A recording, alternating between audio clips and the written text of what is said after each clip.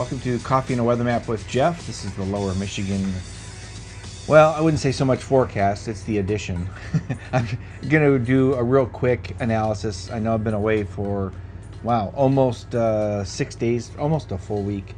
A lot of things going on. If you're interested to see a little bit what was going on, check out my post on the website, which is at ministry-weather.com.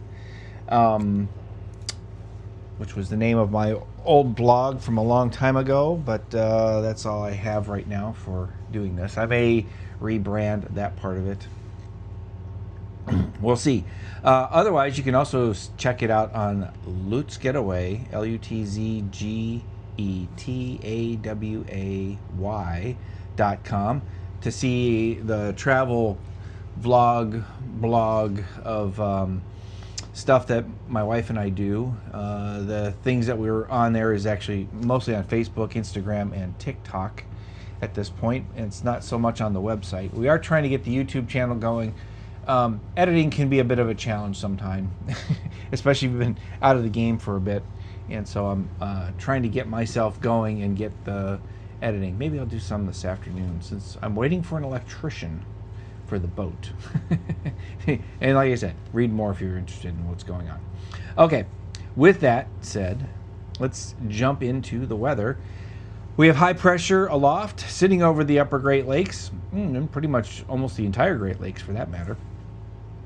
There are some areas of low pressure out to the west. Looking at the models, those are expected to move not just west but towards the east, but just north and east, pretty much going over into Canada and getting out. We're kind of in a sort of a blocky sort of pattern in a way. We've got some very high amplitude ridges and troughs, enough that things are going. And then if you noticed here in the east, we have a high over low ridge. I think that's the Rex block signal, as we call it in the Weather Service. Yes, high over low. Yep. So that would be it. And that's the block. This high is not going anywhere as long as this low does not go anywhere. And these lows here are going to get pushed.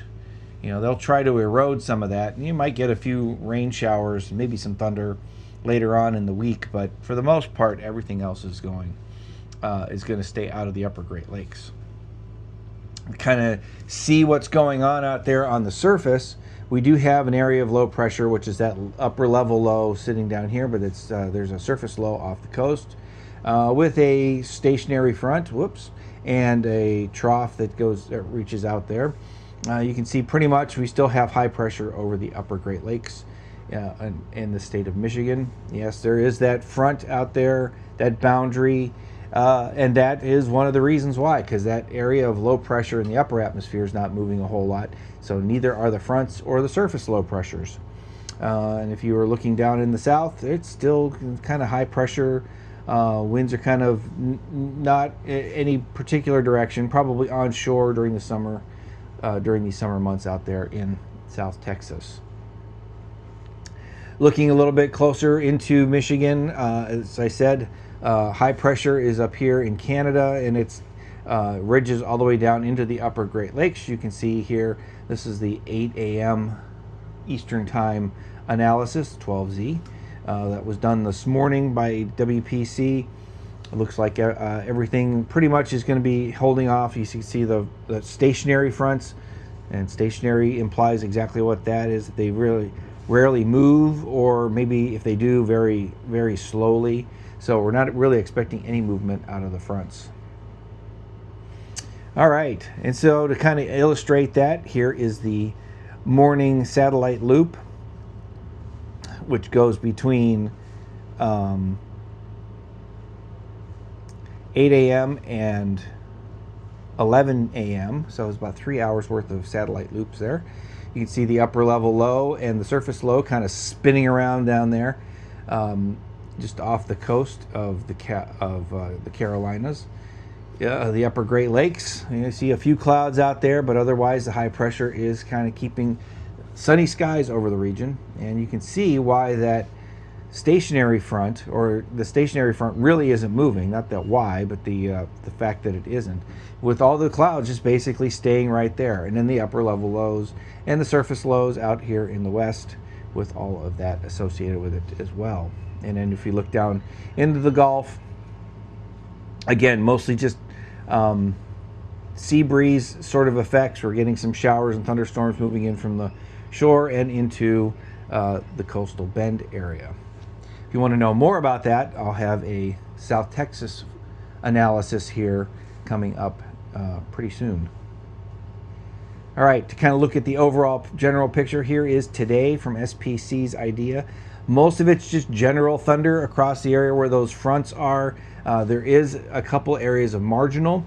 Down here in Missouri and Arkansas, we have it out here with one of the other the upper level lows there with in Wyoming and South Dakota. And then again, that other area of upper level low just up here in the Dakotas / up northern Minnesota. There's a little area there in the Boundary Waters and some of the other areas up there in the Canadian prairies right along the borders. We also have then with that upper level low off the coast, there's a marginal risk of severe weather as well right along the Outer Banks and the Virginia Capes. Oh, and then who can forget about Florida? South Florida also has showers and thunderstorms, just general stuff though. We're not expecting anything at this point to be severe. That remains to be the case during the next couple of days. Here's for tomorrow, with a marginal out in Nebraska, South Dakota, Colorado, and Kansas, and then associated with those upper lows coming off the east, and then another little waves of more thunderstorms over Florida out there, which is general thunder, but mostly general thunder across the region.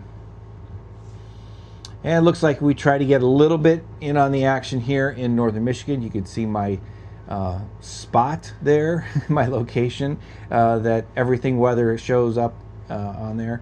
Nothing any too detailed right now. Anyway, you can see everything with just general thunderstorms, at least at this point, for out 2 days from now. And then anything else left over from that upper level low off the East Coast as well. So what does that mean for excessive heavy rain? Well, the real place that they're expecting excessive heavy rain today is associated with those showers and thunderstorms that are off they're right there along the Carolina coast, with the Outer Banks and the Virginia Capes being the ones most expected to get something there with the slight risks. We have that same general area out there along the Virginia Capes, even getting into the Delmarva Peninsula, but it's marginal, at least for tomorrow.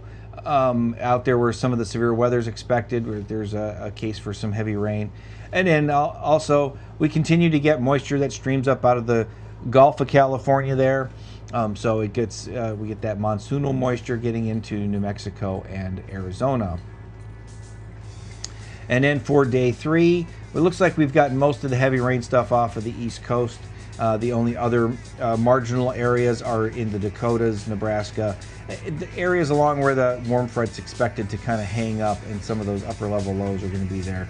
And then it looks like a little bit there around the panhandles of Texas and Oklahoma, southeastern Colorado, and northeastern New Mexico along Raton Pass. And with that, we're done with Coffee and a Weather Map with Jeff. I should probably say iced tea, because that's what I'm drinking here this afternoon. I may switch this over to become a more afternoon thing, just because my mornings have seemed to get a little out of hand lately. The afternoons seem to be a little bit better, although that doesn't always work out either. We do have to watch the grandkids coming up, so this may be a little hit and miss over the next couple of days.